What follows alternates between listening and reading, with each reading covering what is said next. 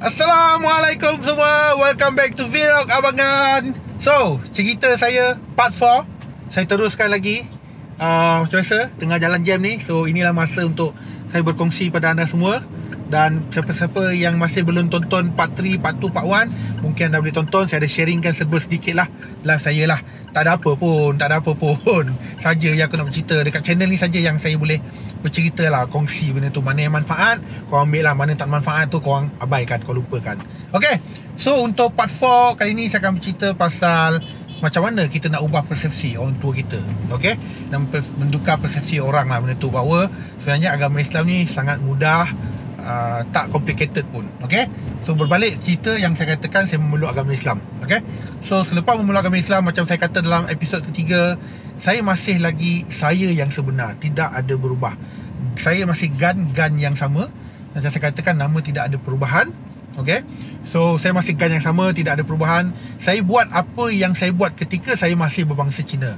Okay, tapi saya tahulah mana yang boleh buat, mana yang tak boleh buat. Okay, so maksud di sini adalah makan, saya makan seperti biasa. Okay, tak adalah katakan aku balik kampung, aku tak makan sekali dengan family aku. Sebaliknya aku keluar, aku makan kat luar. Tak, aku masih buat macam biasa. So saya masih lagi duduk dengan family saya, borak-borak dengan family saya, hura-hura macam biasa.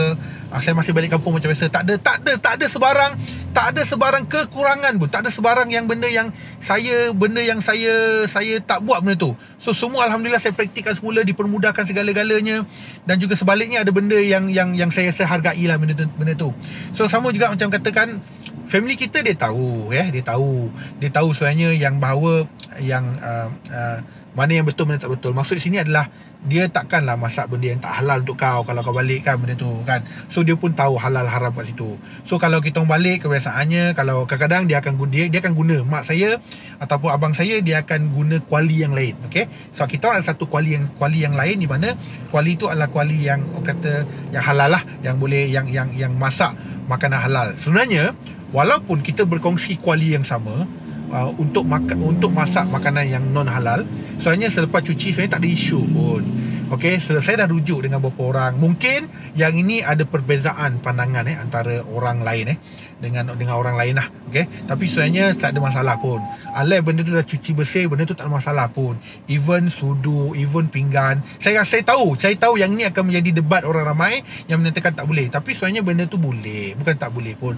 Melainkanlah pinggan tu memang terang-terang atas tu ada pigi, kau pergi makan juga, itu memang bongok lah nama dia kan. Tapi benda tu saya katakan tak ada masalah pun. Sebenarnya bagi saya tak rasa itu satu masalah. Dan saya juga telah merujuk kepada mereka yang pakar.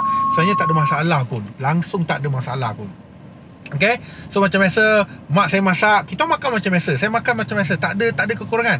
So makan biasa, bukannya katakan tak nak lah, mesti ada apa-apa. Tak, kita kena faham, dia orang pun tahu, macam saya kata lah, dia orang pun tahu mana yang dosa, mana tak dosa. Takkan dia masak benda tu bagi kau makan kan. So of course lah, dia makan, even kadang makanan kita, makan kesukaan kita, dia masak macam biasa, dan kita still duduk macam biasa. Dan sampai satu tahap, okay, walaupun among family saya, dalam family saya cuma saya 2 orang je yang memeluk agama Islam, iaitu saya dan juga adik saya. Okay, yang selebihnya masih lagi bangsa Cina lah, beragama Buddha lah benda tu.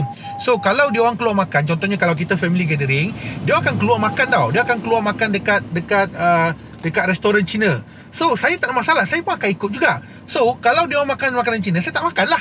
Kiranya kalau kita orang pergi ke restoran Cina, dia orang makanan yang tak halal, saya join macam biasa, tapi saya tak makan. Tapi saya duduk sekali dengan dia, saya duduk sekali dengan family saya, kita borak macam biasa. So saya akan minum air je lah, saya tak makan lah. Tapi kadang-kadang family kata, okay, kau pergi cari makan dulu, nanti lepas cari makan, nanti kau datang sini berkumpul kita orang. Saya tak ada isu pun. Tak adalah, bukanlah kau katakan kau lepas kau peluk agama Islam, kau tak nak join dia orang langsung. Kalau kau berfikir macam tu, benda tu akan memberi satu pandangan negatif kepada mereka bahawa Islam ni sangat susah.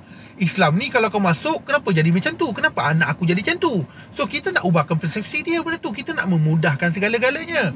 So macam saya sendiri, saya tak ada masalah sebenarnya. Even kadang-kadang orang pandang aku, apa hal Mama ni muka memang Cina lah, mata aku sepet tak boleh apa kan. Kalau contoh orang tahu, abang kan ni bukan Islam, kenapa dia masuk restoran Cina itulah, orang kata don't just sebut by cover benda tu kan. So kalau family saya pergi kedai restoran Chinese makan, saya ikut macam biasa, tak ada masalah. Walaupun dekat atas table ni no halal, tapi selagi saya tak sentuh, tak ada masalah sebenarnya. Memang tak ada masalah benda tu. So saya teman je lah benda tu kan. Kadang-kadang sampai separuh saya keluar lah, saya kata okay, saya pergi cik makan. Kadang-kadang family saya pula katakan, kau pergi lah cik makan, tak payahlah teman kita orang. Tapi kita orang sebagai anak, kita orang teman lah, orang tua kan. So benda macam tu lah. So benda tak ada masalah pun, langsung tak ada isu pun benda tu. So that's why lah benda-benda tu kadang-kadang kita faham lah. Sekarang ni zaman viral kan. Dengan kamera, aku snap satu gambar, aku boleh viralkan. Tak sampai seminit, orang Sabah Sarawak dah tahu dah. Even orang dekat Australia boleh tahu dah. Dekat Bosnia, Kazakhstan, Gonastan pun benda lah. Semua orang dah tahu dah. Tapi kadang-kadang kita faham juga lah benda tu kan. Tapi itulah, kadang-kadang orang yang viral ni, dia tak check betul-betul. Dia main balon je kan. Okay, so itulah. Kalau family saya keluar makan, saya still akan ikut. Tak ada masalah, tak ada isu sebenarnya. Kan, bagi saya macam saya kata tadi, even gunakan pinggan yang sama, tapi pinggan tu telah dibersihkan, sebenarnya tak ada masalah pun. Tak ada isu pun. Tetapi, yes, saya faham, bukan semua orang boleh terima. Dan mana yang tak boleh terima tu, saya tak boleh apa. Saya tidak akan bangkang, sebab saya faham benda tu. Saya tidak akan bangkang, saya sekali tidak akan bangkang. Sebenarnya benda ni, saya nak takut, saya nak cakap saya takut tau, tapi saya takut menyinggung perasaan orang lain. Tapi ini pandangan saya yang saya katakan, yang saya telah merujuk juga, sebenarnya tak ada masalah, tak ada isu pun sebenarnya. Benda yang memudahkan benda tu. Kan, sama juga dengan pergi beli barang-barang, macam contohnya pergi beli barang-barang sembahyang, tak ada masalah pun, kau boleh ikut. Tak ada masalah pun. Even kalau orang tua kau pergi ke tokong saya pun, kau boleh ikut, tak ada masalah. Yang penting ni je, kau punya hati, kau punya niat, kau tahu mana satu betul, mana satu tak betul. Kau tahu benda tu. So kalau tak betul, kau janganlah buat benda tu. Kalau kau rasa betul benda tu, tak melanggar akidah kau, okey lah benda tu. Kan, tak ada isu pun. Bukanlah katakan kau lepas kau masuk Islam, kau tak nak langsung teman orang tua kau pergi tokong. Tak, benda tu tak mengajar pun. Aku tak adalah, sorry to say lah, ilmu aku terhadap Islam ni pun tak banyak lagi, sikit lagi. Saya banyak lagi nak belajar benda tu. Tapi mana yang saya tahu benda tu, kadang-kadang by logic tu saya faham lah benda tu kan. So tak adalah, jangan kita merumitkan perkara tu kan. Merumitkan itu yang membuatkan orang rasa takut benda tu. Sama juga dengan cerita ni, aku tak cerita ni lagi. Orang katakan, tak boleh, kau dah masuk, kau dah convert, kau kena ni. Kadang-kadang orang takut benda tu kan. So benda ni saya tak cerita lagi lah kan. So, yang ni nanti saya cerita kemudian lah. Lagipun benda ni tak payah cerita pun tak apa kan. Itulah, itu yang saya kata tu, banyak benda yang kita nak memudahkan dia orang. Kita tak nak after on tour kita katakan, oh dia masuk Islam, dia bukan anak aku dah, so aku dah kehilangan anak aku seorang. Tak ya tuan-tuan dan puan. Okay, so aku rasa aku dah penat cakap ni. Aku dah penat cakap ni, aku tak tahulah nak cakap apa kan. Sepatutnya aku sediakan satu guideline kan, untuk aku cakap apa benda aku cakap. Tapi ini aku main taram je. Apa yang terlintas kat kepala saya main taram je. Tapi itulah saya nak katakan, benda ni mudah sebenarnya, tak ada isu pun. So macam saya katakan, saya masih lagi tidak ada perubahan. Okay, masih lagi sama, tidak ada perubahan lagi kan. Tapi satu menariknya kan, sekarang bulan puasa Okay, sekarang bulan puasa, menariknya adalah dia bukan tahun pertama tahun lepas, saya rasa tahun lepas 2019 tahun pertama saya menyambut puasa sebagai seorang Islam, seorang Muslim. Tapi macam tahun lepas saya balik kampung kan. Tahun lepas saya tak ingat, tahun lepas tak balik kampung. Tahun sebelum tu saya balik kampung, time sahur. Kau tahu tak siapa yang kejut aku bangun? Mak aku bangun, kejutkan. Siapa yang sediakan sahur? Mak aku juga. Dia yang sedia segala-galanya, babe. Kau bayangkan seorang orang tua yang kita sayangi kan, ibu kita kan, benda tu dia yang sediakan.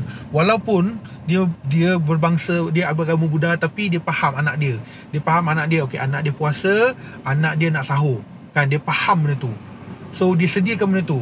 So sama juga kan, kalau saya balik kampung sekalipun, kalau sahur sekalipun kan, dia akan sediakan juga. Dia akan kejutkan kau bangun tidur. Dia akan sediakan makanan kan, dia akan panaskan makanan, dia akan panaskan nasi untuk kau pergi makan bersahur. Walaupun dia tak sahur, tapi dia kejutkan kau, dia suruh kau pergi sahur. Itulah orang kata pengorbanan seorang ibu yang tidak boleh orang katakan tak dapat kita nak balas sampai bila-bila lah benda tu. Termasuk juga dengan berbuka puasa lah.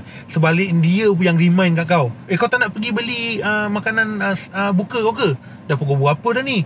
Buka pukul apa Sebaliknya dia yang tanya pada kau sendiri benda tu. Ya Allah, benda tu yang katakan kadang-kadang nak cerita benda tu jadi sebab tau. Benda tu yang katakan pengorbanan ibu yang tidak boleh tak dapat benda tu, yang kita kata tak boleh, kita sampai bila-bila pun kita tak boleh nak balas. Cuma yang katakan hanya ada masa baliklah jenguk orang tua kita, okay?